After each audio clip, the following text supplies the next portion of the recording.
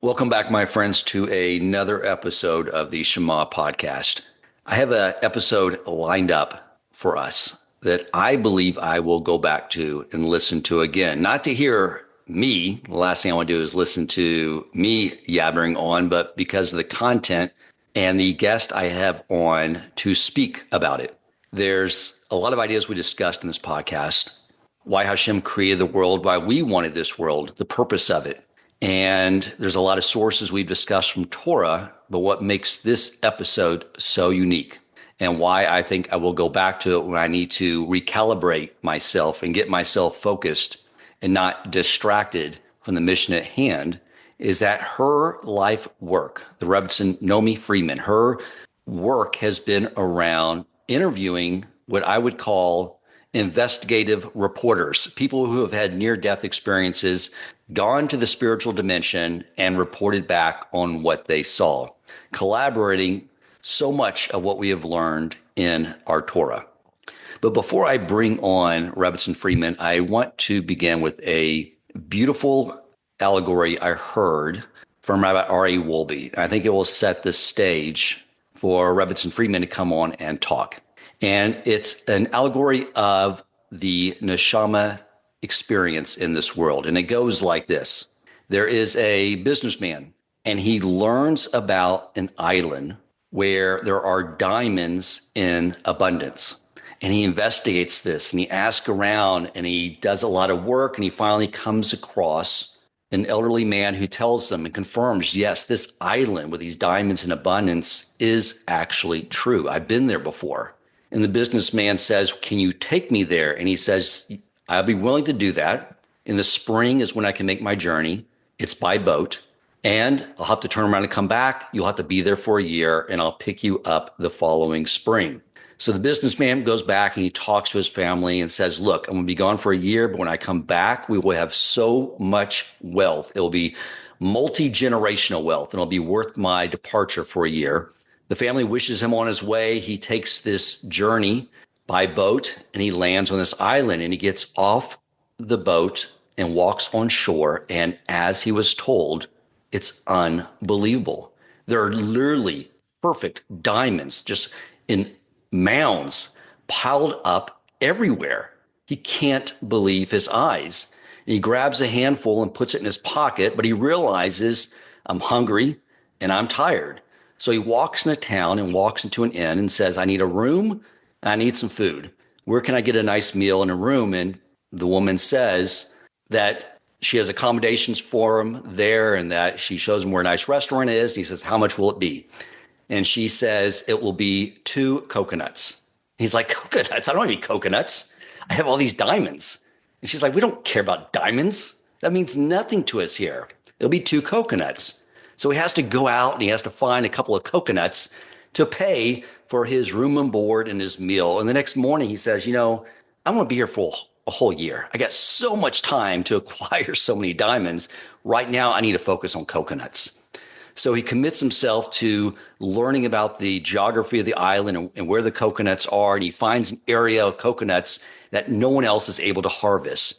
And he, through his ingenuity, he's able to develop some technology to harvest these coconuts that no one else can get to.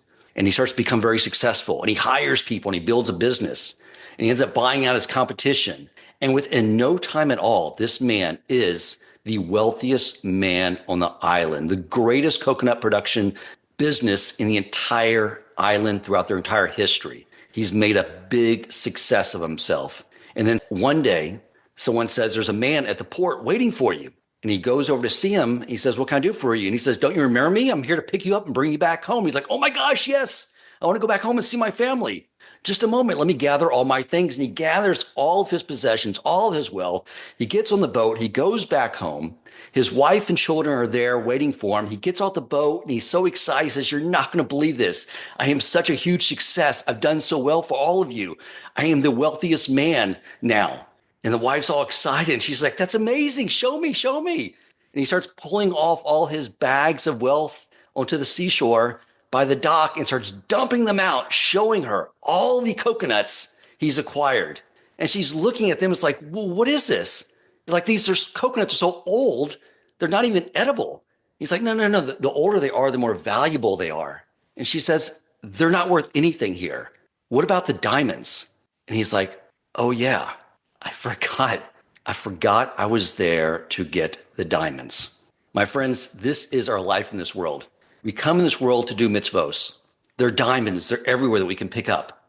And we get so distracted with our livelihood, acquiring coconuts, that we forget this. I see so many people that are so consumed with acquiring coconuts, they don't take the time to learn Torah and do mitzvos. They want to hoard their coconuts. They don't want to exchange them in for those diamonds, those mitzvos, by buying kosher food because it's too expensive, or mezuzahs for my door because, every single doorway, it's so expensive. A lulav, it's too expensive. We have this opportunity, I think, and this allegory Rabbi Ari Wolbe shared with me really puts things into context. We have to stay focused. We get so distracted here. And with that, I will bring on our guest, Rebbetzin Nomi Freeman. And we're going to explore this more. And again, I think the idea here is to give us clarity so we stay focused on our life and remember the purpose of why we're here. Welcome to the Shema Podcast, the podcast for the perplexed, where Torah insights, intertwined through personal stories, as well as interviews with leading Torah scholars, demonstrate the empowering qualities of Torah and mitzvot. For more great Torah learning through Torch, the Torah Outreach Center of Houston, go to torchweb.org. Now to the show. Rebbetzin Freeman, thank you so much for joining us. Thank you for having me, and thank you for sharing with us that beautiful mashal. I think what the stories you're going to share here are going to shed so much more light and clarity. Again, this idea is that you can read in the Torah, but when you hear it from people's personal experiences, I think it will bring much more clarity because this world is fraught with so much distraction. And, I want to begin by first discussing something that we've talked on this podcast about. Mm-hmm. We're in this world. If you look at, the way Hashem constructed everything, is there's two things he constructed in default, the neshama, and he constructed our body that runs by instincts. And the challenge, what the beauty of this world is that within the confines of those two diametrically opposing forces, that we have the opportunity to elevate the body and bring that neshama out in the world. And we know the body by default. I mean, we can look at the animal kingdom. I saw this very grotesque picture of a gazelle staring at the camera, which is sort of sad. The guy was taking a photograph of it, just staring at the camera in shock because on her backside were two lions just enjoying their lunch on her backside. No concern at all for the pain that they were causing the poor gazelle, right? This is animals by their nature. We know our body just prefer to sleep and just wake up to get some food. And, I had Rabbi Shor on to bring more clarity on the role of the Jew by reading Hitler's own words that he knew the purpose of the Jew in the world was to bring spirituality in the world. And he wanted mankind to return to being a species of animal, survival of the fittest. And we saw what they looked like when they resorted to being just animals. So we know what the body is like by default.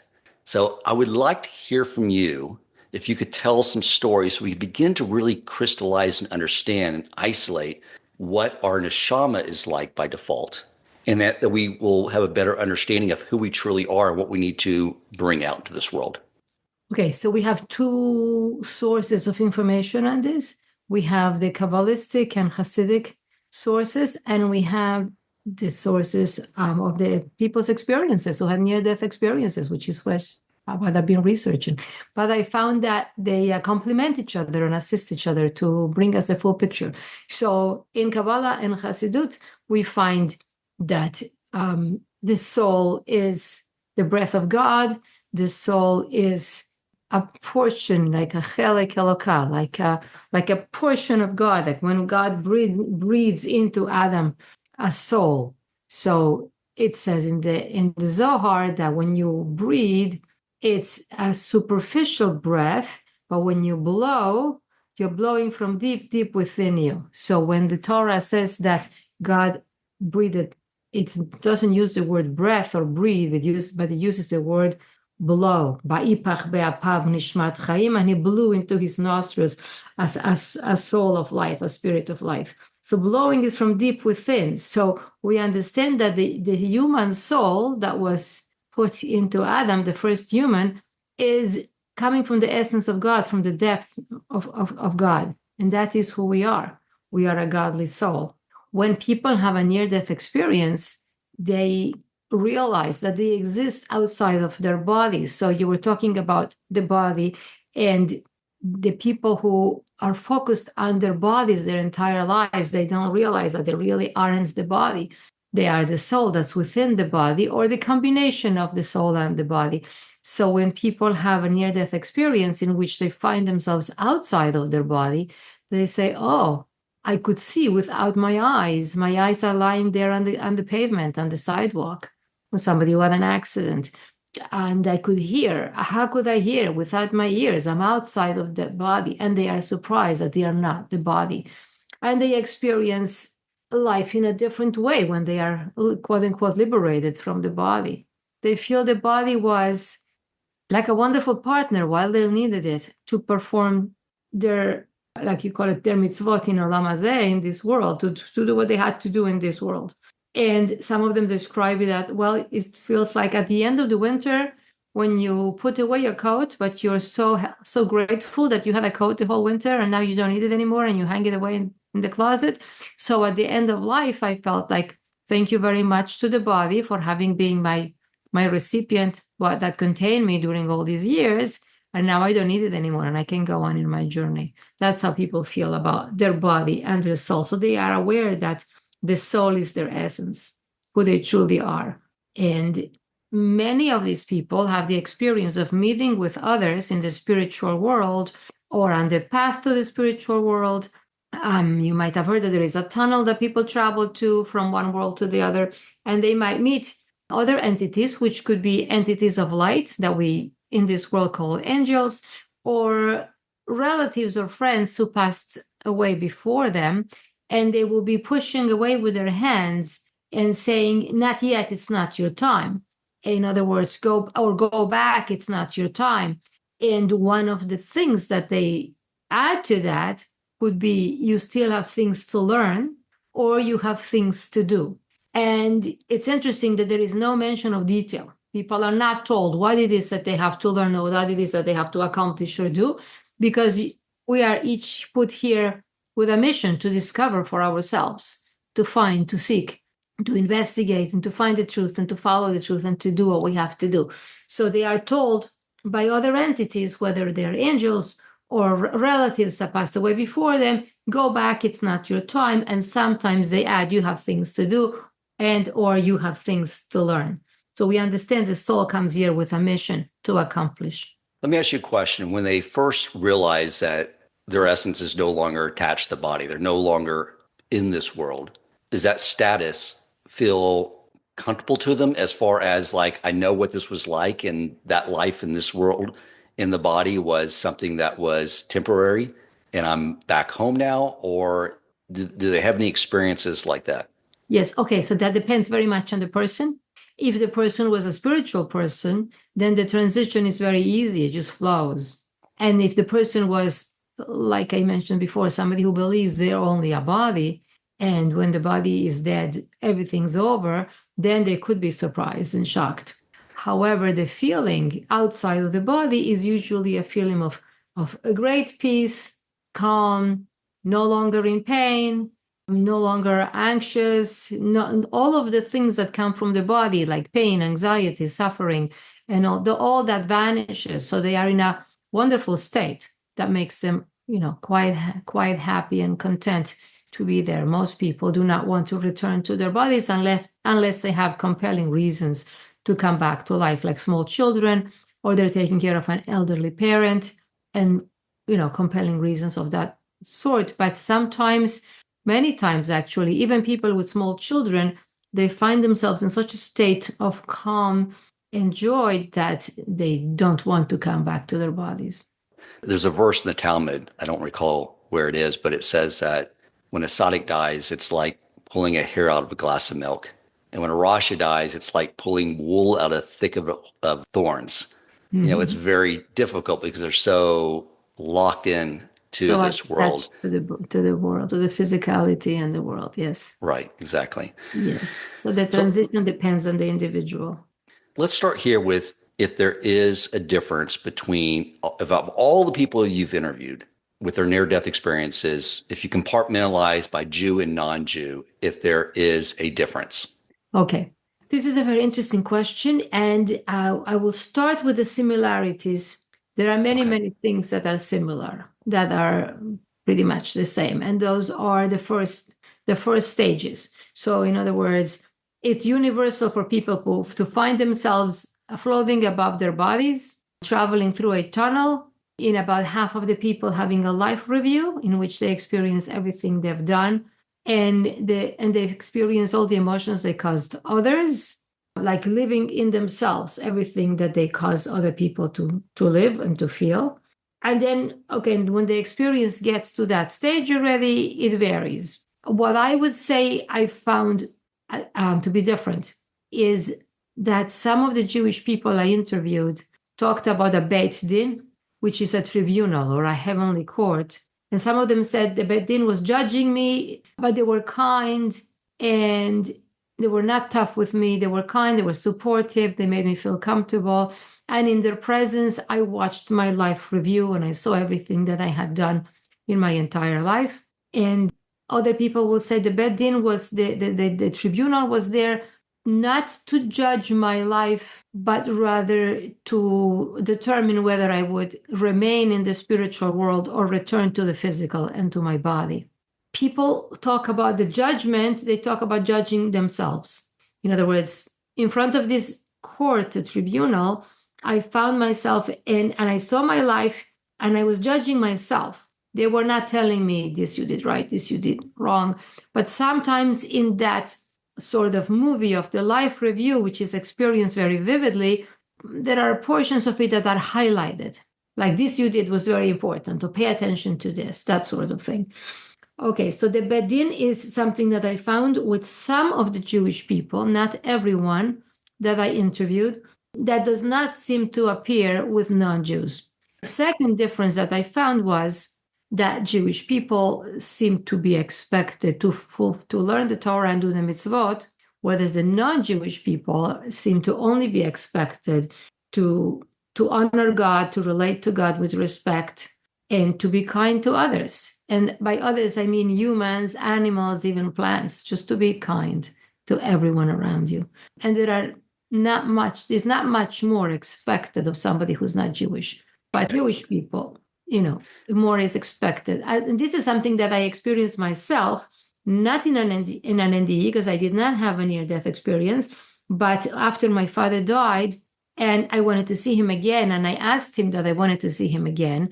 And I did not know that you're not supposed to do that, because later I found out when somebody passed away, you need to let them rest and be where they are and not disrupt them. But I didn't know at the time, and I asked him. So a couple months later, when there was an important rabbi who came to speak for our community, and the rabbi was speaking to the ladies in my community in Vancouver, and in the middle of the rabbi's speech, my father entered that room where we were all listening to the rabbi, and he was very, very present. I felt his presence very, very strongly. I saw him, and while I saw him, I understood clearly that it was not his body that I was seeing, but I saw the image of him as he was when he was alive, hovering closer to the ceiling than to the floor. And he said to me, Nomi, do as many mitzvot as you can, because Mashiach is coming soon. And then a few moments later, he vanished just as he had appeared. So I got that message from someone who is in that other world that mitzvot are very important. Wow. And he said Moshiach is coming soon. Yes. What year was this? This was 35 years ago. Okay. So Moshiach's working on Jew time, where it's like, I'll be there 1985-ish. So we know what that's like. Okay. So let's start with these life reviews. Obviously, time is operating differently in the spiritual realm. It's not like if I were to die tomorrow, I'd have to watch 55 years, including me napping and trimming my nails and eating food. That would be pretty boring to watch. I assume it's more of an instantaneous review of every I guess more notable items in your life. Is that correct? Is that what they sort of reported? Yes, and what's interesting to notice is that people said every detail was there. So I don't think every detail of people sleeping was there, but what they mean is every detail of what they did, they said, and even thoughts were there. Now, yes, time works differently in the other world because people could review even 80 or 90 years in a few seconds when they came back to life, to their body, like a few minutes later. And they felt that it was going at great speed, but yet everything was there. But people could have been dead for 2 or 3 minutes and have had a life review of their entire lives. In general, the longer a person is dead, the more they experience in their near-death experience. So you're asking me about the life review. So Yes, tell me what those experiences are like. 'Cause I know you've mentioned to me that the way they make other people feel is something they experience, which is very profound. If you could share some stories around that, that'd be great. yes, definitely. So, okay, so let's start with one story of a 17-year-old who had a male, we'll call him Eli. It's one of my favorite stories. And in his near-death experience, he had 3 stages. The third one included a life review. So the first stage was very, very transformational and impactful. He found himself in front of what people call the living, loving light, which is the divine presence, as he called it. And he said, I was faced with this incredible infinite light that was emanating unconditional love and infinite joy. And that was a blissful state of being. And I cannot tell how long I was there because there was no feeling of time in that world. And then I was moved out of there and I went on to another place, so to call it, without traveling. I was just somewhere else and I met my grandparents who had been killed in the Holocaust. And I had never met them in my lifetime.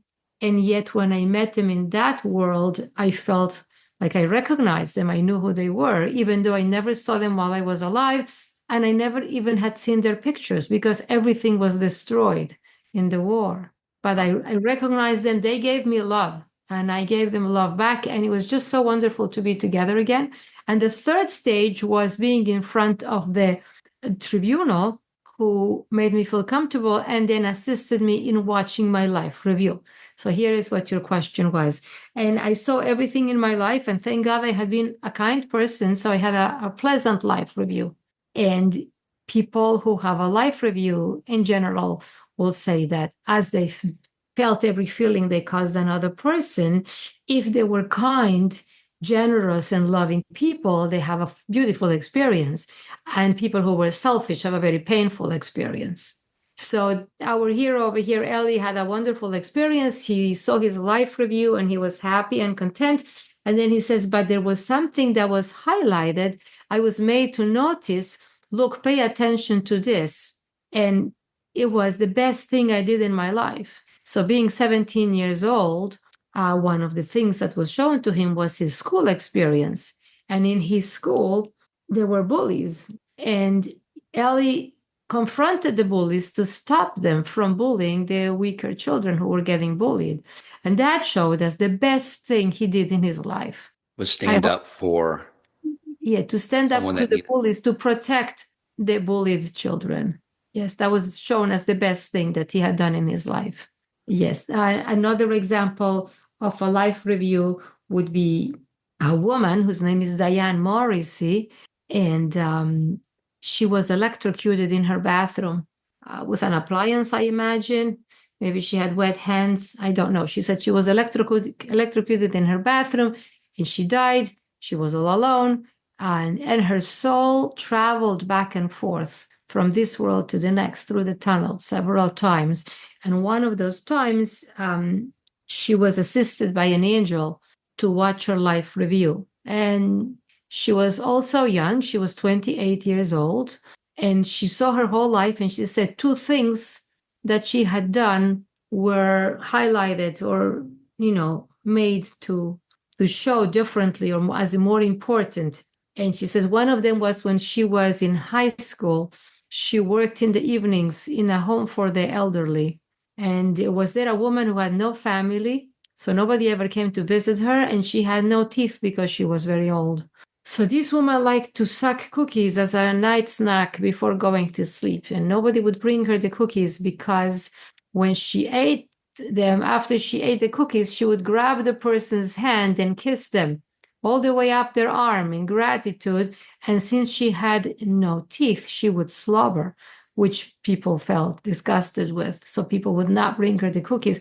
But Diane Morrissey said, I love this woman as if she had been my grandmother. And I brought her the cookies and I did not care about the kissing. So when she saw her life review, she saw that this incredible act of love and giving was one of the best things she had done in her 28 years, sort of like getting a PhD from the top university or winning the $1 billion lottery or whatever. Look what you accomplished. And not only that, she said, I felt like God himself and all of the spiritual beings in the spiritual world that we call angels were all showering me with love and gratitude for my simple act of kindness. And I understood that this is what counts. This reminds me of the Perkei Avos. Yeah. I can't remember the exact wording about not looking over what you think is a small mitzvah because you don't know really what's a small mitzvah and what's a big mitzvah. Exactly. The small things here are so important there. So important. And they seem like both these happen too with really no one else recognizing what the person was doing. Mm-hmm. It was something they just did in solitude without fanfare around it. Absolutely. And the second time, the second experience that was highlighted in Diane Morris's experience was years later when she was driving her car down the road and she saw another woman whose car had stopped due to a malfunction. And this poor woman was trying to single-handedly push her car out of the incoming traffic into the parking lot of a supermarket. So Diane says, I double parked my car, taking a risk of getting a ticket or worse, getting towed. And I ran and I helped this woman push her car. And together, the two of us pushed her car into the parking lot of a supermarket that was nearby. And as soon as we finished parking her car, I ran out so fast because I was afraid of getting a ticket that she didn't even have a chance to say thank you. So basically, she helped a stranger who would never be able to pay her back. And that was an act of great unselfishness and great giving and kindness. So that she was shown in her life review that is amazing, amazing, amazing. And again, she felt a second time showered with gratitude and love by the creator of the universe and all of the spiritual beings in the spiritual world. So she understood that this is extremely powerful. So basically, she was feeling in herself what she had given to others, and not only to the one person that she benefited, but she said by all the spiritual beings, all the beings of light that inhabit the spiritual worlds, which is quite powerful because incredibly enough, they benefit from our acts of goodness and kindness as well. Wow, which completely aligns with everything we've learned, that our acts here have profound impact on the heavens. It seems like a small movement towards an act of kindness or service to Hashem. We think it's small, but it's has tremendous movements in the heavenly realm. It's nice to hear that from people's personal experiences. I like to focus more on these stories of feeling other people's feelings because it seems like, that is really the currency that we're trying to acquire. Those stories of it's how you make the other feel. It seems like in our life we get caught up on wanting to be right and win something or win an argument or get people you have to agree with me, and I don't think those play back well in a life review. The things only play back well in life reviews how you made the other person feel. Yes. And it makes me think of the 8 levels of tzedakah giving by Maimonides, right? Where the least holy level is to give begrudgingly. Because why? Because you make the other person feel bad for taking the money. And it all goes all the way down to giving anonymously, to giving to where where a third party is giving away the money. So the person receiving the money knows that whoever gave the money, they know the other person doesn't know who they are. So they don't have to walk around feeling like there's someone out there that knows they had to help me out. Right. And the number one is you give a person a business loan, you get them a job, because then you get them out of a state of giving. That gives them the best feeling. And so they all move, the levels of holiness of giving all correspond with the way you make the other person feel when you give. That's it. Yes, correct. Okay, so stories about how you made people feel. Okay, there are so many. I would like to select a few and probably keep it short with each one. One of them is a story of a man who was described as a type A personality, very intense, very demanding, and not so pleasant. So his wife, his family, and he was a manager, and his office, all the people who worked under him, they were basically stressed out or in fear. So, as sometimes happens to people with such intense personalities who drive everyone else crazy, they drive themselves crazy as well. He had a heart attack at an early age, and he died. But they took him to the hospital. He was resuscitated, and he survived. When he returned home after a while in hospital, his wife could not recognize him. He was a changed man. He was gentle, he was patient, and he was kind. Whereas before the heart attack, if they had a date night and they had made reservations at the restaurant, if she was 5 minutes late getting her makeup on or anything, he would start yelling and he would make the entire night miserable. He would completely ruin the date for her. And the whole night he would be going on and on. Why can't you ever be on time? Why do I always have to wait for you? And on and on and on the whole night until she wished she hadn't gone out. And after his heart attack and temporary death, he was completely the opposite. It's okay, honey, take your time. The restaurant will still be there when we get there at whatever time, and it's fine. Right. And to the extreme that he had to work very hard not to get divorced because she was so shocked she could barely cope with the change. His wife could barely cope with his changes. So they asked him basically what happened. And I guess when he had a life review in his near-death experience, he felt all the pain and stress he had caused his wife, his family, his co-workers, the people under him at the office. And he realized that he had completely messed up his entire life by being this demanding, begrudging person. So he completely changed until people couldn't recognize him. So that's one example. So it was making me think of during the days of repentance that Hashem tells us before we do teshuvah with him to go out and do teshuvah with each other, to make things right with the relationships. Is not to get you sidetracked off. I want you to stay on this topic, but can you speak to what happens when we do teshuvah? I mean, is there a way of removing those blunders in our life with other people by asking their forgiveness and recognizing we messed up? Very, very important question, because when people hear about the life review and the impact we have on others and how we are responsible for every detail of everything we have done, it's frightening. So people get shaken up by this and they want to know if there is a way out. And there is only one near-death experience that I am aware of where a person was shown what could be accomplished with teshuvah. And it's a story that's pretty different than all the other ones, because in all the stories where there is a life review, people see sort of like a movie of their lives. And in this story, there is a woman, fairly young, who for whatever reason died and went up to the other dimension. And what she saw in that place was an old man, what looked to her like an old man with a white beard and holding a book. And as she's looking, she understands, because everything there is knowledge uploaded to you. So she understands that the book the man is holding is the story of her life, and she really wants to see it. So in that world, communication is mind to mind. You don't even have a mouth, even if you have a semblance of your previous body.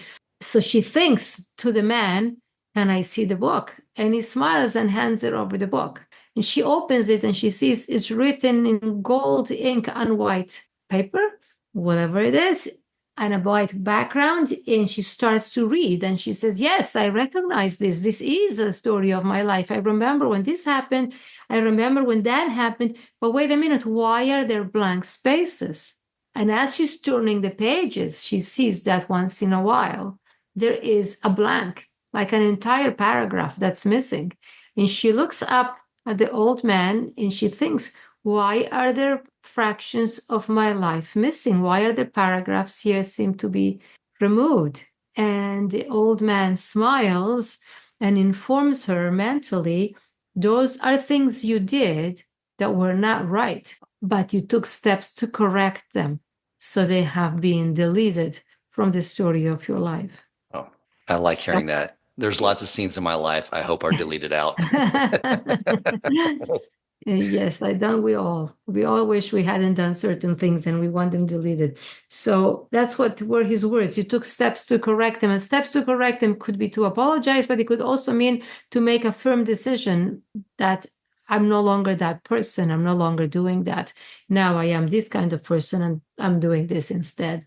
Yes, I have another story if you still wanted more about please. The feelings of others. And this is with a child. And the name of this child is Glauco, and he is from Brazil. So Glauco was an 8-year-old child when his father went fishing, and he had 2 older brothers, just a little above him, probably 10 and 11 years old. And the father went fishing, and the mom says, oh, take the boys. It will be so good for them to have time with their father. So, okay, fine. The father says he takes the 3 boys, and they go to the river. And the fish are not biting, so the father says, I'm going to go higher up in the river. Come with me, and don't you dare go in the water because the river is a rapid and it's very dangerous. So don't go in the water. But the father made a big mistake. He walked in front and left the 3 boys behind him. So the older boy thinks, the 11-year-old thinks, it would be so much fun to touch the water. And he thinks, if I hold on to that bush, the water will not carry me away. So the oldest boy holds onto the bush and goes into the water. But what do you know? The water is very powerful and it pulls him away from the bush and he's drowning. His younger brother, the middle brother, sees his brother drowning and says, oh, I must save him, even though he's not able to. He jumped into the water thinking that he could do something to save his brother. But of course he couldn't. So he's drowning too. Finally, the 8-year-old says, both of my brothers are in there. I must be there with them. So he jumps into the water and he drowns. Very strange reasoning, but these are small children. So Glauco, the 8-year-old, tells us the story of what happened to him. He says he was welcomed by a being of light who came to sort of escort him on his trip. And as he is moving on, he's shown his life review, even though he's 8 years old. And he sees everything he's done, and he sees some things that are outstanding, both in the positive and in the negative. So starting with the negative, he sees that one day he goes to a car parked outside his house, which does not belong to his family, and he has a key. And he uses the key to scratch the car because he's a small child and he doesn't know what he's doing and he's causing damage. Or he's being irresponsible. So he scratches the car, makes a little picture or whatever with the key that he has, and then he goes home. So in his life experience afterwards, he doesn't know anything else about the scratch that he made in the car. But in his life review, after seeing himself scratch the car and going home, he also sees his neighbor who owns the car coming and looking and seeing the scratch in the car and being very, very distressed and thinking how expensive it's going to be to fix it. And then, furthermore, he sees the owner of the car going into his house and telling his wife about it. And he feels all the distress of his wife as well. So this poor little boy turns to the angel, feeling all the distress of his neighbor and his wife, and he's so heavy with guilt and pain. And he turns to the angel and he says, but I'm only 8 years old. And the angel smiles and says, these are just lessons, meaning we're not punishing you. We're just showing you what happens when you do something without thinking or when you do something without caring to another person. So this little 8-year-old was made to feel all the suffering that he caused the people who were affected by his careless action. And furthermore, he sees a positive action. Glauco lived in Brazil, and unfortunately, there are many homeless people in Brazil, including children, which is so tragic. So one day, Glauco went to the park and met another child his age who was wearing torn shoes and torn clothes and very hungry. So Glauco says, well, are you going home to your mother to eat? And he says that he doesn't even know where his mother is. His mother left him in the street and ran away, and he's been homeless, and he has no one to care for him. So Glauco says, oh, come to my house. My mom will give you food. And Glauco takes this other boy to his house, and the mother puts them both in the shower and tells them both to shower. And Glauco shares his own nice and clean clothes with the stranger, homeless child after the shower, and his mother gives them both a warm, delicious dinner. And the boy feels in himself all the huge happiness and feelings of warmth and being cared for that this other child is feeling because he brought him home, which is an incredible thing in terms of the pleasure and joy he is feeling. So in his life review, he saw both and he felt both. Now, there is one person who said, and when I mention there is one person, it's because it's important to notice that when it's a unique experience, you can learn from it, but you can't make a book out of it. In other words, because it's only one person who says this, you have to take it, with a grain of salt and understand that not everybody says the same thing. But this person said, I felt in my life review all the joy and all the pain I had caused all the people in my life. From my parents, my siblings, my teachers, and my spouse, my children, the strangers in the street, every person I ever interacted with, especially close people and especially people that you see once in your life. And I understood that it was like a bank account where all the joy would be there and all the suffering would be minus from the joy. And my forever after would be the results of that. Sort of like a... And it's a chain reaction, like you said, like the young boy. By the way, did him and his brothers all survive? They all survived. It was amazing. Okay, thank God. They all survived, and he didn't even want to come back because he said to the angel, I don't want to come back. It's so nice in this place outside of my body. Whatever he said, I like it so much here. I don't want to go back to my body. And the angel showed him the pain his mother would go through by losing all her children in one day. And when he saw that, he said, okay. And so he felt someone pushing him out from under the water. And he saw the police looking for him and his brothers, the police and other people looking for the three boys. And when he emerged from the water, they said that can't be him because they've been underwater for 15, 20 minutes. They can't possibly be alive, but he was. Wow. So that when he said that the pain he created the man who owned the car, he felt that pain. But then when that man went and told his wife, that created pain through the wife. So it's like this chain reaction. Absolutely. That we never know whether a positive act leads to another positive act or a negative act leads to another negative act because of chain reactions that we can create in this world. Very much so. And it's also this is a very important part of the near-death experience that's spoken about by many people. They call it the domino effect or the ripple effect, like when you throw a pebble into a pond. And one person described his experience as being in the other dimension and seeing rows and rows of people that he had affected, that he had touched in his lifetime, for the better or for the worse, like a huge, long line of people that he had interacted with throughout his life. But he said behind each one of the people that I interacted with, there was another line with the people that they touched because of what I did with them or to them and so on. So you see a long line of people that you interacted with, and behind each one of those people, there is another line. So like thousands of people. And sometimes we don't even realize. Like you can be a doctor working in a doctor's office, and you can be in a bad mood because the insurance didn't want to pay for something big, or who knows what. You can be in a bad mood. And so your next patients that day, you might be unkind to them and impatient. And then they go home feeling terrible, and they behave like that with their family. Or the patient could be a teacher, and the teacher goes home and he or she has 25 students and they're in a bad mood because the doctor was in a bad mood. And the ripple effect is huge. It's huge, and you're held accountable for it.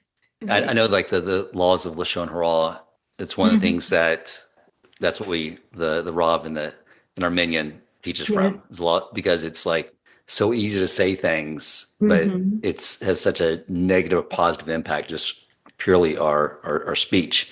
Yes. So basically, just to wrap up this whole, when the life reviews and the positive feelings, I mean, I think we walk away with much more clarity that how we interact with others is so profound. You know, I have a friend of mine who's like the exact opposite of me. He's a total extrovert, and he's a very close friend of mine. And I know he's very challenged with finding a wife. You know, he's a Baal Teshuvah. He's in his late 40s. It's a struggle.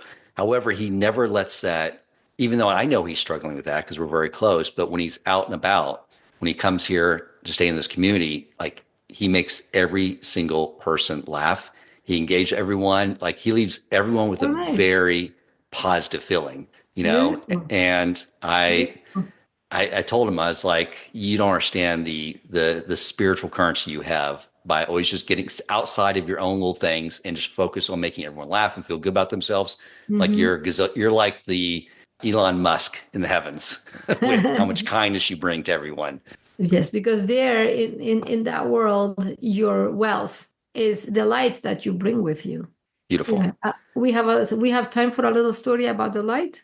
Yes, please. I want to discuss that as well. So my friend Liba, she had a near-death experience when she was around 20ish, and she was at a swimming pool, and she climbed up the ladder to dive into the pool, and the ladder collapsed, and she fell, banged her head very, very badly, and her head broke open pretty much, and she died.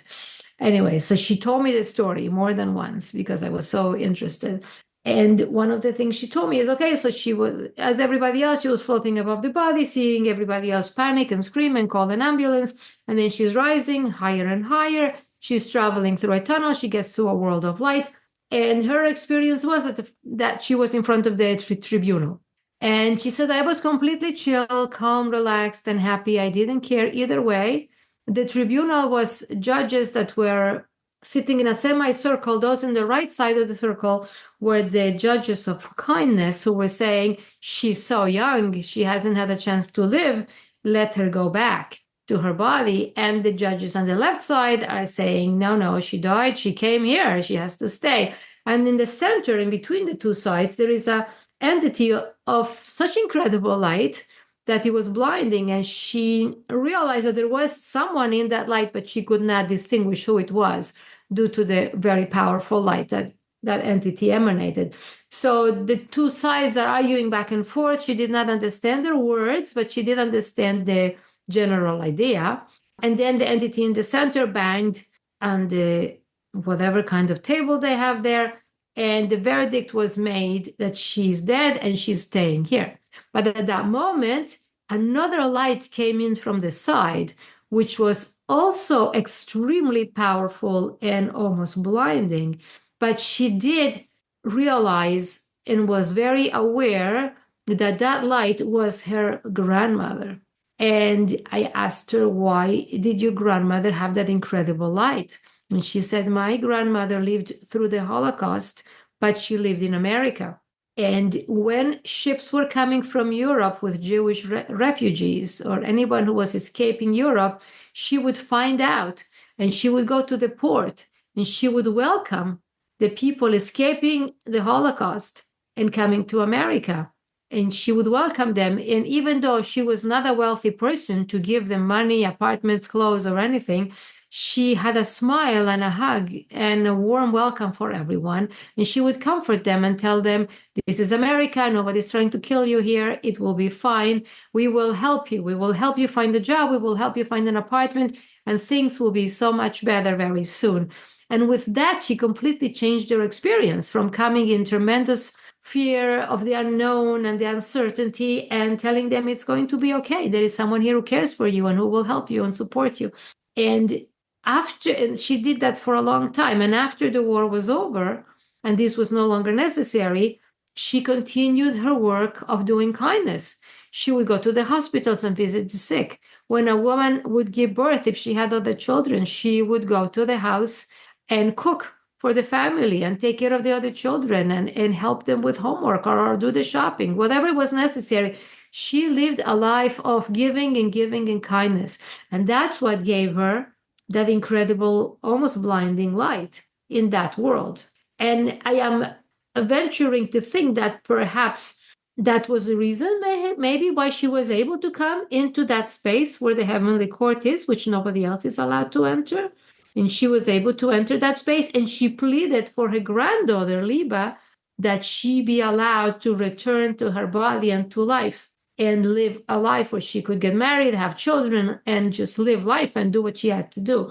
So this was incredible. And she cried and begged the authorities in the tribunal. And the most incredible thing is that they reconsidered the case. They had already made a decision, a verdict, that Liba was staying in that world. And they reopened the case. They discussed it again. And they said, okay, she's going back. So again, there was a bang on the table. And with that bang, Liba says, I felt myself pulled downwards and like sucked with a vacuum cleaner, sort of. Like if I was a speck of dust picked up by a vacuum cleaner, sucked downwards. And I fell all the way back down and slammed into my body and opened my eyes in the hospital where the ambulance had taken me and the doctors were caring for me and sewing up my head. And nowadays, Liba is the most amazingly kind, loving, and giving woman. I mean, after having such an experience, Wow. It really touches you and changes who you are. So this is the great light that the grandmother had, which brings me to another very short story of a woman who died, went to the other world, and in that world met other souls. And she said every soul had light, but they did not have the same amount or type of light. I looked at everyone, and some souls were very bright, some were less bright, and some were a small little light, like one of those night lights you leave for the children in their bedrooms at night. And then I looked at myself, she says, and I thought, I wish I had more light. And I understood that to acquire more light, I had to do more acts of goodness and kindness and more mitzvot, basically, more good deeds. Amazing. Do you have other stories like the one you told about Ellie that was standing in the presence of the creator of Hashem that you can share what that experience was like?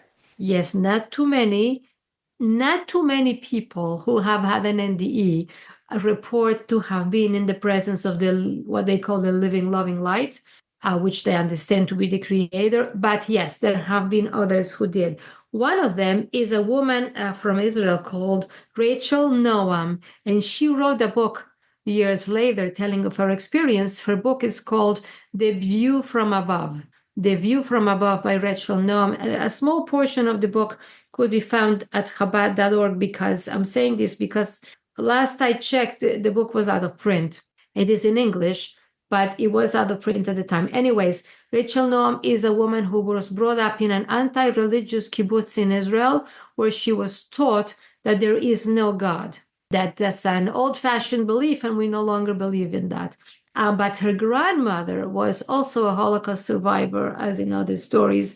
And her grandmother told her, I know that there is a God. So she grew up as a child with this conflict, but she loved her grandmother very much, and she wanted to believe her.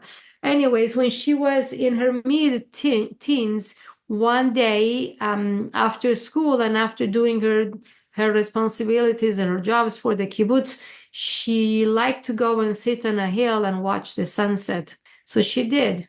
And as she's watching the sunset, Rachel or Rachel thinks, there cannot be such incredible beauty, such incredible art without an artist. There must be a creator. And in all the innocence of her young years, she looked up to heaven and said, God, if you exist, I want to see you. Little did she know that a few years later, after she left the kibbutz and she was in university and she was walking down the street, in Tel Aviv, she walked past a construction site, and from the fourth floor, a huge beam fell down straight onto her head and killed her. So next thing she knows, she's looking down at her body from about 10 feet above it. And she's looking down and saying, how could I see my body on the street and all the people if my eyes are down there on the sidewalk? And how could I hear all the people screaming if my ears are there? And then she starts to rise higher and higher until the scene below is very small. And she goes to another dimension. And there she met the living, loving light, which is what you were inquiring about. And in that experience, she said, the experience was so incredible. The love I received was so powerful that if you put the love of every loving mother in the whole of earth and you added up all the love in the world, it wouldn't be enough to compare to the love I received from this incredible light. There was an infinite and unconditional love given to me by this light.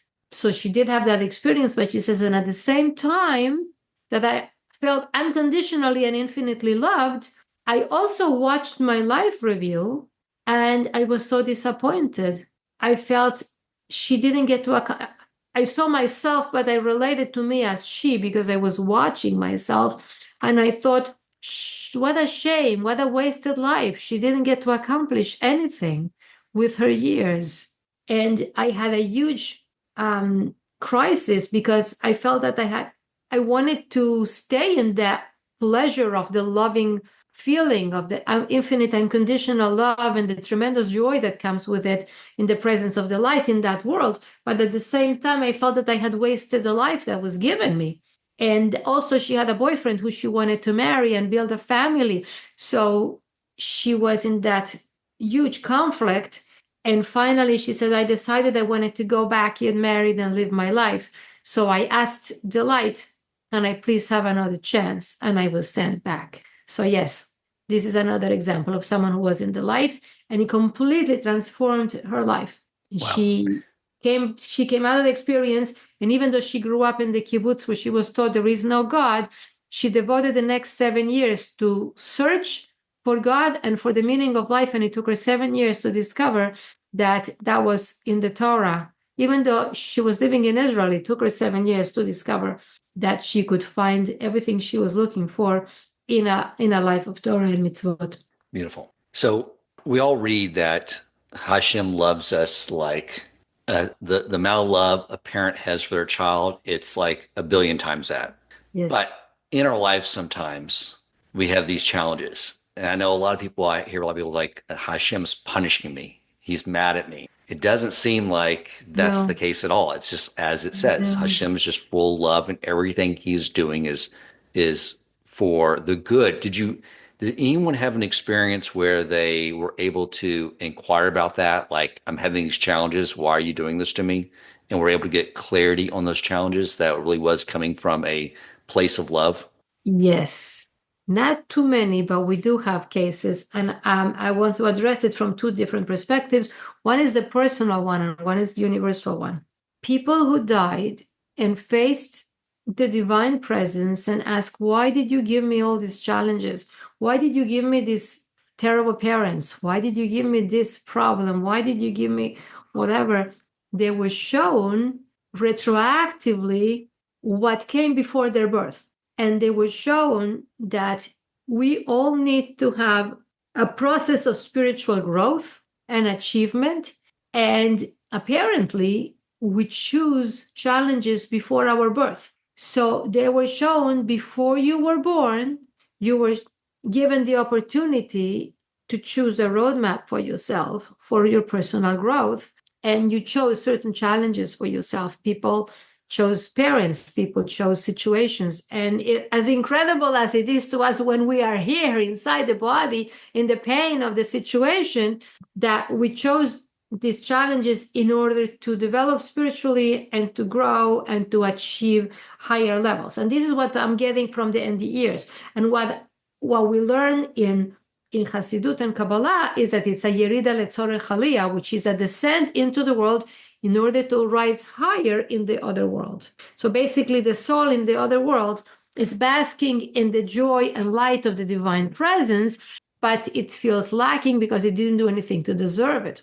So it's sent down here to the physical world where it can serve and achieve and then rise, when it goes back, rise higher than where it came from and feel, oh, okay, I worked for this and I deserve it. That's from a personal perspective of the individual. But there is a woman who had an interesting experience that she didn't ask about her own life. She asked about the world. She asked about the Holocaust. So this woman's name is Beverly Brodsky, and you can look her up. And when she was a child or a teenager, she did a project for school on the topic of the Holocaust. And the more she researched and the more she learned, the more angry she became. She said, how could God do this? How could God do this? Anyways, her personal life was also very challenging. So she ran away from her parents. She moved from the East Coast to the West Coast. She was in California. She got a boyfriend. She was in the back of the boyfriend's motorcycle. He was driving recklessly. They got in a terrible accident and she died. And she went up there and she was welcomed by the loving, living light. And the loving, living light, and I think this is somewhat humorous, said to her, do you have any questions for me? And she's like, you bet I have questions. Why did you allow the Holocaust to happen? And I'm so angry and so many questions. And she says, I was uploaded with all the information and I understood the reasons for everything, Holocaust included. And I had been angry about the Holocaust for many years. At this point, I received information that made me accept and no longer be angry. And I was also told this information does not belong in that world. So when she went back to her body, and she had to be in hospital for a long time, and it took her very long to heal. She was in a lot of pain and whatever. But when she came back to the world and to her body, she said, my anger had vanished. I knew there was a reason for everything, and I was okay with it. What the reason was, I was not able to recall. I was told this information does not belong in the physical world. And I don't know that every challenge we encounter is something that we chose for our life roadmap. I don't know. I don't want everyone to think that and be angry at themselves. But everything that's in our lives is meant for our growth. And the more we relinquish the desire to control every detail and we turn to God with love and with trust, like a child in the arms of the parent, and say, I know that you're doing this for my good. Now make it evidence that it's God and make it only revealed God, the better it gets.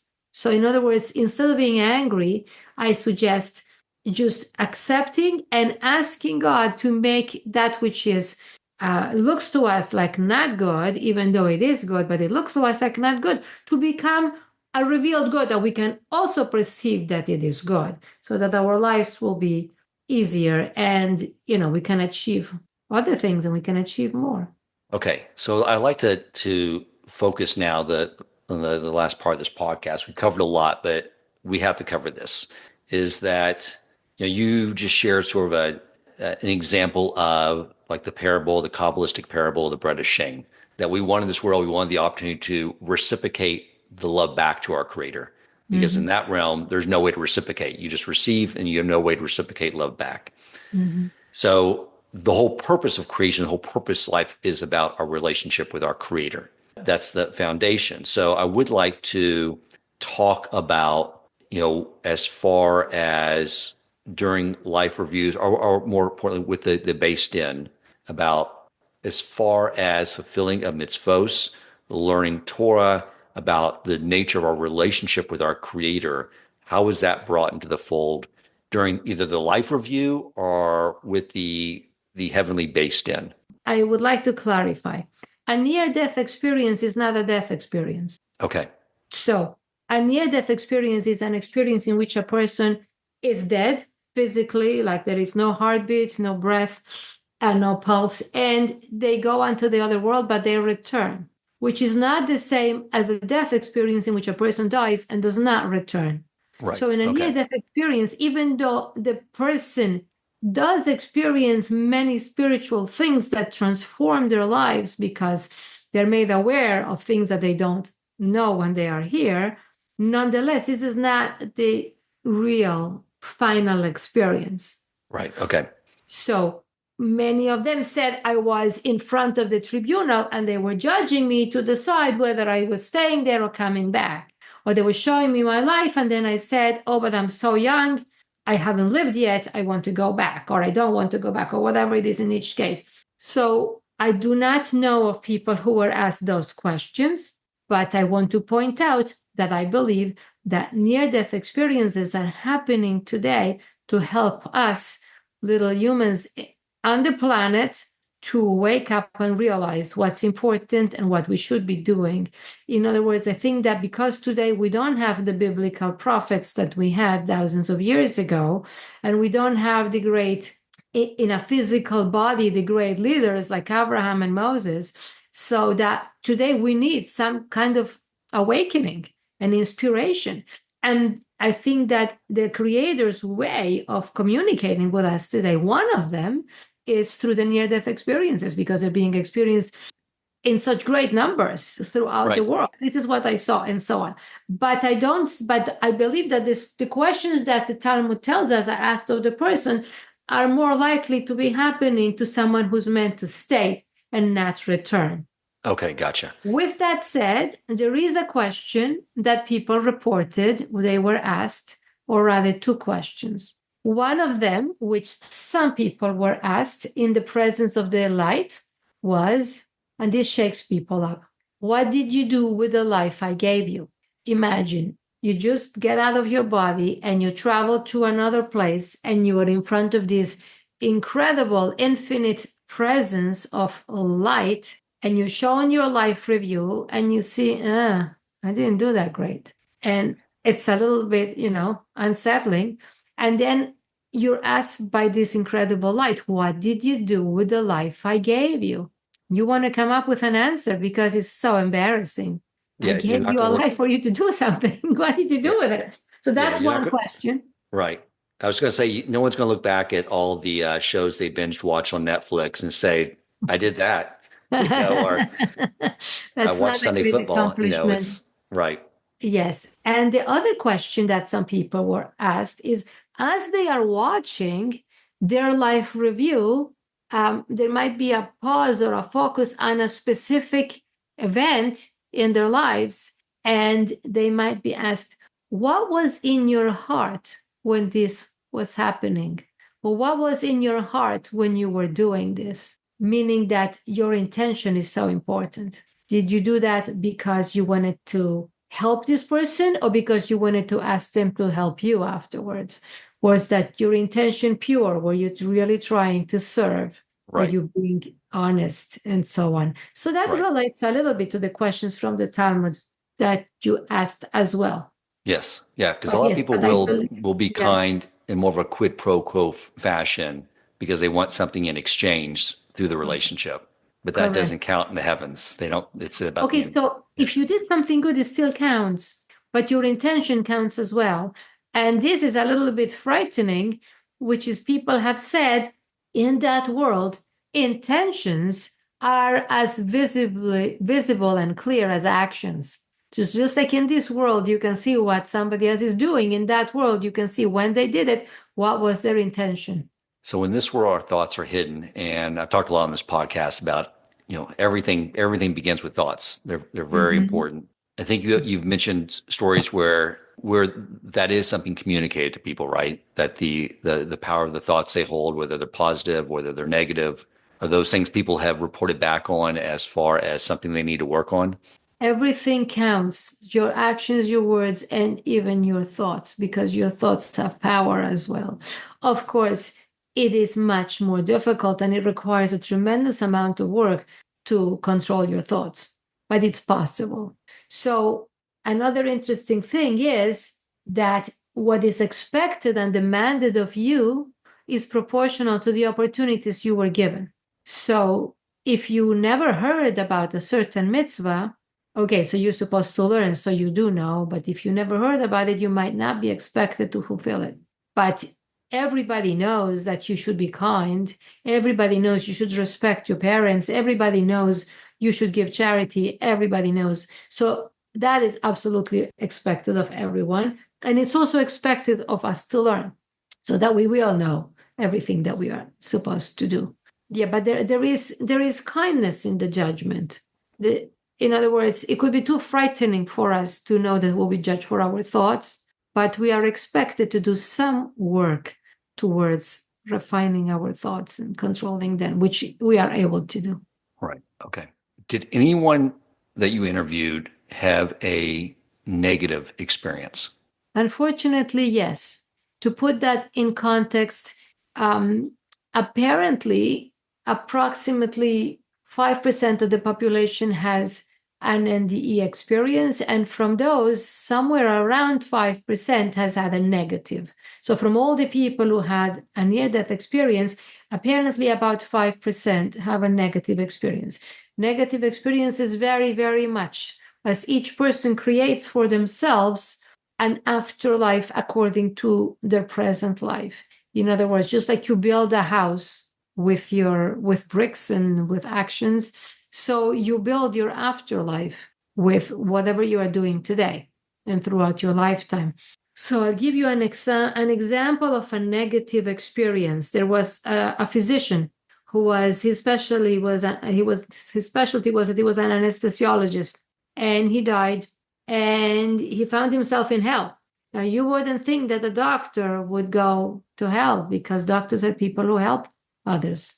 And that is something very positive. And all those who help others have an amazing, good time there. So what happened? So the doctor himself, he says, why am I here? And it was communicated to him mentally, a message. He doesn't know exactly from where, but this was the answer he received mentally, because every person you met, your thought was, what can I get out of them? In other words, what can they do for me rather than what can I do for them? So that's what he was informed of. Your intention in meeting every person was in getting something out of them, was very, very selfish. In other cases, the experiences are very, very varied. One woman called me. She wanted to know why her brother had had a negative experience, which I couldn't answer because I don't know her brother. But she said her brother had died. I don't think it's relevant, but they were not Jewish. But I don't think it has to do with being Jewish or not Jewish. I think everybody is expected to be a person who believes in God and is kind to others. And if you're Jewish, then you have to keep mitzvot. But this man was not Jewish. I don't know what kind of life he led, but his sister told me on the phone, he found himself completely alone. He was in a place where he felt he was alone in the entire universe, and there was nobody else and nothing else. So talk about solitary confinement sort of situation. I was unable to answer her question, as I have no idea what kind of person he is. And his feeling was that he was there forever, which is not so. People don't stay in that situation forever, but just the feeling when they are there is that this is going on forever. They don't have a feeling of, yeah. So that's one example. Another example is, it's painful for me to talk about it. So I'm trying to avoid it, but it's important. So let's face it. People who are angry. So you think that the opposite of love is hate, but anger is also the opposite of love. Because when you are angry, you don't show love, you show anger. So there were experiences of people who died, they came out of their body. Okay, so this man was in the hospital, and his wife was sitting next to his bed, and he died. And as he's out of his body, his wife doesn't know that he died yet. And she keeps on talking and talking. And a male nurse came in and said, why are you talking to him? He's unconscious. He doesn't know a thing you're saying. And she was trying to talk to her husband to encourage him to come back. And this male nurse made fun of his wife and said, stop talking to him. He's unconscious. He can't hear. He can't understand anything you're saying. So the man was actually dead and out of his body, but the words of the male nurse made him angry. And apparently he was by nature an angry person, because that which you have practiced every day of your life is going to continue being a part of who you are. So since he was an angry person, he became angry at the male nurse who didn't know he was dead. And when he became angry, he was suddenly not in the hospital room anymore, but he was in a place of fire. So there are different types of negative experiences, and they are impacted both by how we treated others and by feelings of love or feelings of anger. People said all you can bring with you to that dimension is love. What you did with love, what you said with love, and what you thought with love. Plus, that's your wealth and your light. Plus, your knowledge. You can bring two things, love and knowledge. So acquiring knowledge is also very important. Okay, does that answer your question? Yes, it does. And that course coincides with Torah, that the foundation of the world is Torah, mitzvos, and acts of loving kindness. Correct. That's what we say every morning before we start prayers. I accept upon myself the mitzvah of loving others as myself. And the meaning is so profound, as yourself, because they are yourself. People out of their bodies felt there is no me and you. It's impossible to benefit another person without benefiting myself. It's impossible to help another without helping myself. And it's impossible to hurt another without hurting myself. We are all one. Anything else you want to share? This is just like so enlightening. It brings clarity to all these things we learn about in the Torah, but really, I think. Yes, I do want to share about knowledge, because we barely touched on knowledge. We spoke mostly about love and kindness, but knowledge is important as well. As we mentioned before, that people who were sent back, they were told, go back, you have things to do, and go back, you have things to learn. So for a Jewish person, learning Torah is very, very important, required, and basic. I would like to share with you a story about learning Torah. Please. So Rabbi Mendel Glukovsky grew up in Toronto, and years later he moved to Israel, where he opened a Chabad center in Rehovot, and he used to come every year, once a year, to visit his mother in Toronto. Now my family and I, we lived 13 years in Toronto, and when Rabbi Glukovsky would come to visit, he would usually address the community. So one time there was a Melave Malka, that is a Saturday evening dinner, and he was the guest speaker, and he told this amazing story. So he says, of course, he speaks English, but he has this Chabad center in Rehovot, Israel. And one day, an older lady says, her name is Sarah, comes over to him and says, Rabbi Glukovsky, because this is Israel, there are so many Torah classes, but they are all in Hebrew, and I came to Israel already older. It's hard for me to learn a new language. I want to learn Torah, but I don't understand Hebrew. You speak English, Rabbi. Would you give a Torah class in English? And the rabbi thinks and says, well, yes, Sarah, if you organize the Torah class, I will teach it. But you'll do the job of getting the people. She says, yes, I will do that. So Sarah got on the phone and she called all the people she knew in the area who spoke English, informed them that there would be a Torah class once a week with Rabbi Glukovsky. And the class got going. And people came, they learned Torah in English. They benefited from the class. The rabbi was great. They all became friends. They had their own Hanukkah party, their own Purim party. When they had problems, they came to the rabbi. Thanks to this class, so much good came. Years passed, and the class went on for years. And one day, Sarah came to the rabbi and said, Rabbi Glukovsky, I've come to say goodbye. And he says, why? Where are you moving to? What's happening? And Sarah says, well, I've gotten too old to live alone. I need to move in with my son in Tel Aviv. He will take care of me. So he says, oh, Sarah, we will miss you so much. Good luck and atzlacha in everything. And that was it. He did not hear from Sarah for 2 years. After 2 years, he got a phone call. It was Sarah's son, and that frightened the rabbi. And he said, how is your mother? The son informed Rabbi Glukovsky that his mother had had a health event that left her in a coma for 2 days. And she is in the intensive care unit. And the doctors have told him that his mother might have maybe 24 hours left to live. But he says, Rabbi, my mother opened her eyes. She regained consciousness And the first thing she said is, where is Rabbi Glukovsky? I need to talk to him. So Rabbi, will you please come and visit my mother? And we need you right away. There's no time. So the rabbi was shocked. He said, of course, I will be there. He took the details about the hospital. He turned to his secretary and said, cancel all my appointments for the rest of the day. He jumped in his car. He drove to Tel Aviv. He came to the hospital. As a rabbi, he was allowed to enter the intensive care. He came to this woman's bedside. She was a very, very old and weak lady. She opened her eyes and saw him and smiled. And he said, Sarah, how are you? How are you feeling? And Sarah said, who cares how I'm feeling?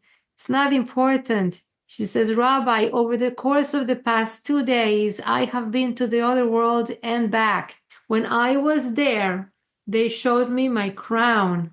The centerpiece in my crown is a beautiful precious stone. It's the Torah class in English that you teach and I organized. I wanted to talk to you, Rabbi, to ask you, please don't stop the Torah class in English. At this point, the rabbi almost died because he was so shocked to hear this. And he composed himself and he said, Sarah, as long as people attend, I will give that Torah class in English. And he did. He visited with her. He left. And Sarah did not live to see the next morning. And she left us with such an incredible gift that we know that she has a crown in the other world. And apparently the precious stones in her crown are made of for good deeds. And the centerpiece is the Torah class she organized, which shows the importance of learning Torah and helping others to learn Torah. So yes. Amazing. Wow. Anything else you think is important to share? That was very profound.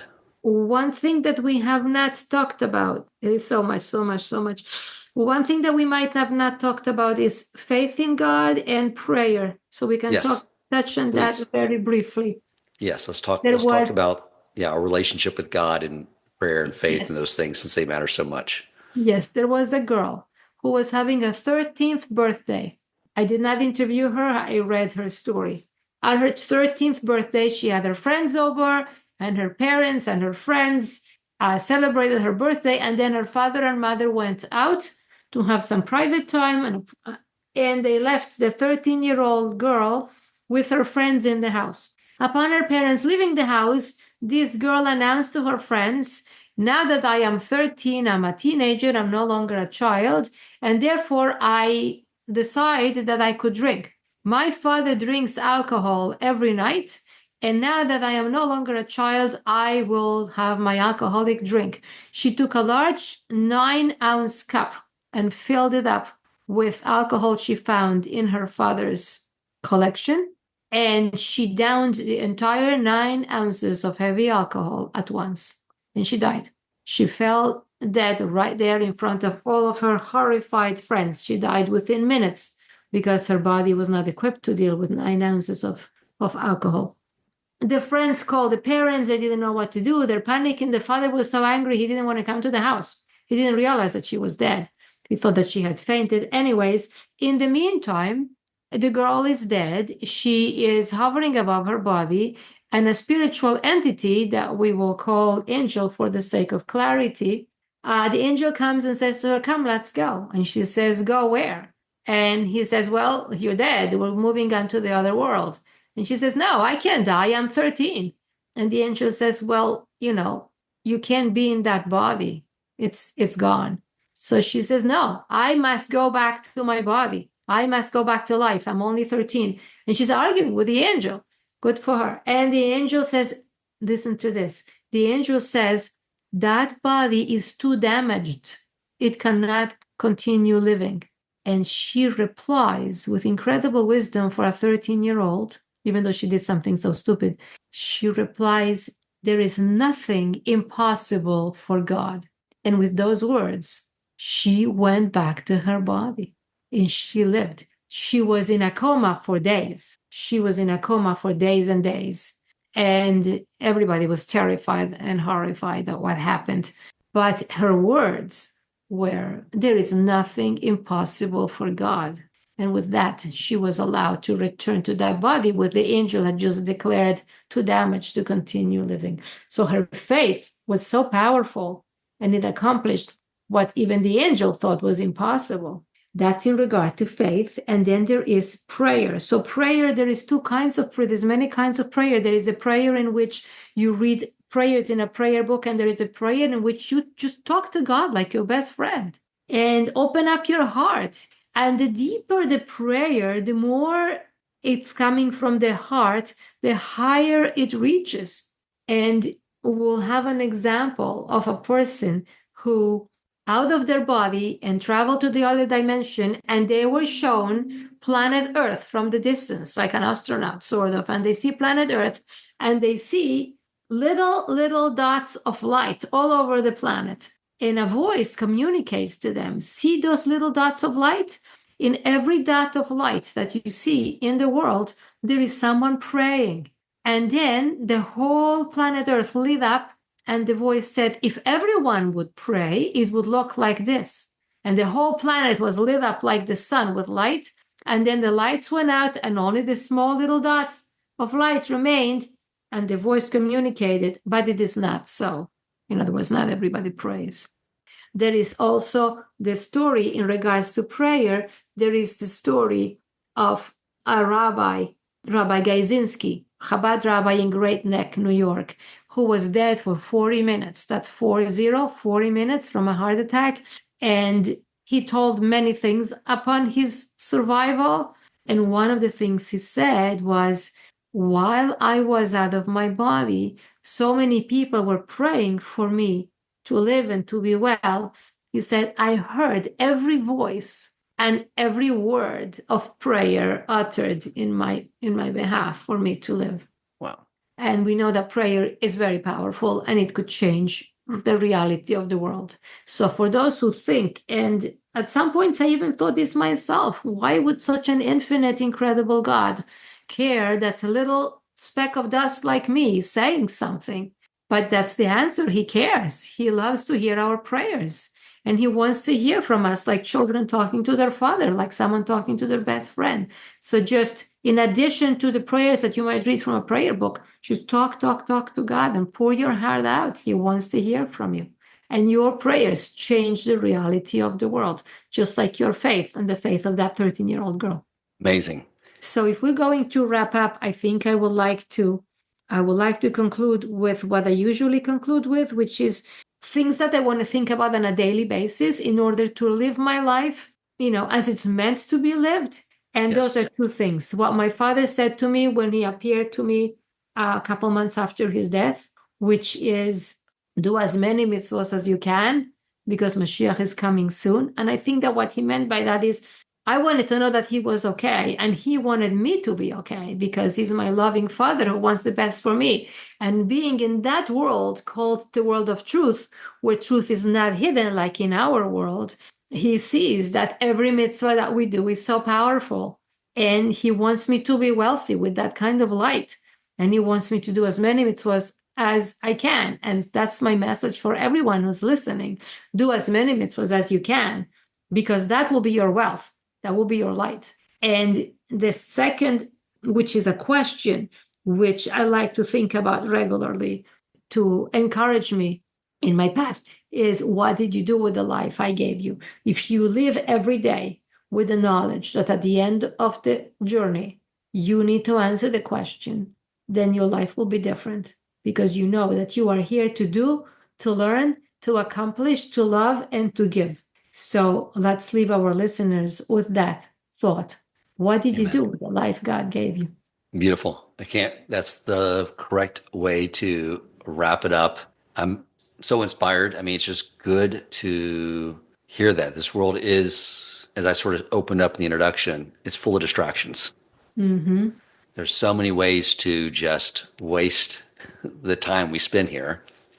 And like I said, like your father said, like I said in the parable, there's diamonds, there's mitzvos all around us. Yes. That we just take the time to grab as many of those as we can, focus on our interactions with others at how we're making other people feel. I think that's so profound. It's so obvious, but it just gets lost somehow. It's easy to forget. Yes. These stories really help bring it to the forefront of our mind. May they always stay there so we can all accomplish our true potential in this world. Thank you so much, Rebbetzin. I really appreciate you coming on. And it's important for our listeners to share this information with others so that they will benefit as well. And then we have the ripple effect. You benefit from all those who you touched. Yes, please, as always, share this podcast. I think this one is extremely profound. Yeah, don't let it just have a positive impact on you, but share the positive impact with others by sharing this message from Rebbetzin Freeman with everyone you know. Thank you so much. If you enjoyed this episode, please consider supporting Torch so they can continue to spread Torah wisdom to the world by making a donation at torchweb.org and clicking donate in the top right corner of the page.